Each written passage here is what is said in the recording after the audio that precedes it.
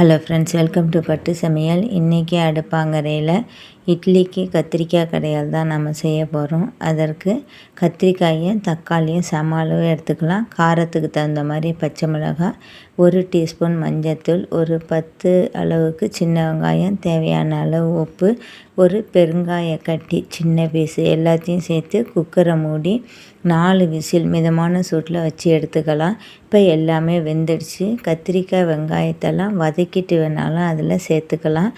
இது 1 நிமிஷம் ஆறினோன்னே மிக்சியில் கொஞ்சம் கரகரப்பாக அரைக்கணும். நான் கொஞ்சம் வேகமாக போட்டுட்டேன், அதனால் கொஞ்சம் நைஸாகவே அரைப்பட்டுடுச்சு. இதில் கடுகு, உளுத்தம்பருப்பு, பெருங்காயத்தூள், கருவேப்பிலை, சிவப்பு மிளகாய், அதே மாதிரி சின்ன வெங்காயம் கொஞ்சம் கட் பண்ணி வேணாலும் இதில் சேர்த்துக்கலாம். அதுவும் நல்லா வாசனையாக இருக்கும். நான் டைம் ஆயிடுச்சுங்கிறதுனால இதில் சேர்க்கலை. எல்லாத்தையும் சேர்த்து நல்லா வதக்கிக்கிட்டு அப்புறமா நம்ம அரைச்சி வச்சுருக்கிற அந்த விழுதை இதில் சேர்த்துக்கணும்.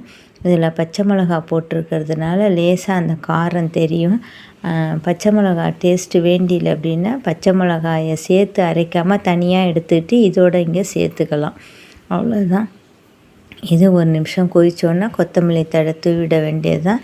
திக்னஸுக்கு தகுந்த மாதிரி நம்ம கொஞ்சமாக தண்ணி சேர்த்து மிக்ஸ் பண்ணி லேசாக கொதிக்க வேணும். உப்பு செக் பண்ணிவிட்டு நம்ம இறக்கிடலாம். டக்குன்னு ரொம்ப சீக்கிரமாக செய்கிறதுக்கு இது ரொம்பவே நல்லாயிருக்கும். கொஞ்சம் கொரகொரப்பாக அரைக்கணும், அவ்வளோதான். தேங்க்யூ ஃபார் வாட்சிங். இந்த வீடியோ பிடிச்சிருந்துச்சுன்னா பட்டு சமையலுக்கு சப்ஸ்கிரைப் பண்ணுங்கள். தேங்க்யூ.